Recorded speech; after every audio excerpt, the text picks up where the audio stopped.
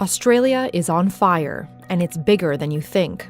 12.35 million acres of land have been burnt by bushfires so far. That's almost twice the size of Belgium, and 3 times more land than the 2018 California fires and Brazil's 2019 Amazon fire combined. Flames have reportedly reached 70 meters high. That's taller than the Sydney Opera House. At least 19 people have been killed and more than 1,400 homes have been destroyed. Residents and tourists have been forced to relocate. Just get out while we can. Nearly 500 million animals have died in New South Wales alone. The fires aren't just in one location. They're raging everywhere across the country. Bushfires. Judgement.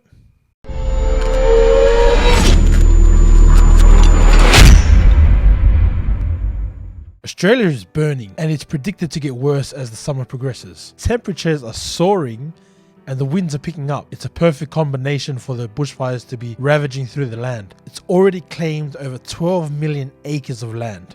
Now, just to put into perspective for you, and just to paint a picture of how big that really is, it's bigger than Switzerland, it's bigger than Belgium, it's bigger than Denmark. Question, is this the judgment from God? And those fires are a result of sin. God don't care about the animals like he cares about us. So he will use those things to try to get our attention, because those things are happening because of our sins. So what's happening in Australia is a result of the sins of mankind. Or is it climate change? Change is a global issue. Yeah, I mean, I've many friends who've lost their homes, and I think it's not only the human cost, and it's the loss of biodiversity. My heart goes out to everyone, people I know and people I don't know.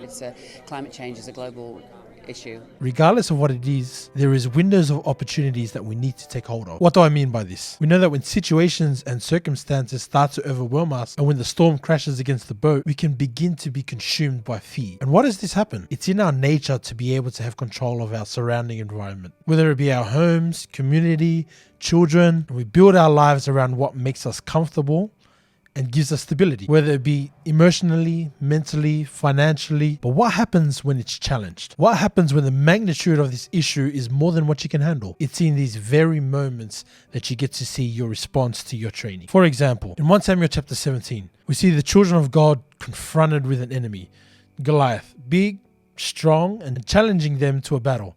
And fear was knocking on their front door. Why? There just seemed to be no hope against such a formidable enemy. But where thousands stood back because they saw an obstacle, one stepped up because he saw an opportunity. David took the training of delivering sheep from the mouth of lions and bears and applied it to delivering the sheep of Israel out of the hands of the enemy, and eventually prevailed. We also see in Mark chapter 4, where his disciples are confronted with a storm, so much so that they feared for their lives and thought that they were going to perish. They wake Jesus up, and then we see the storm now confronted by Jesus. And yes, you guessed it, Jesus prevails. Why am I sharing this? It's the Lord that delivers us from every trial of our faith and every circumstance that seems to bind us. But he's looking for that faithful servant to step up where everybody else is stepping back. Instead of trying to figure out whether or not this is God's judgment or not, why don't we use this opportunity to illuminate the gospel in a time of darkness? Be blessed.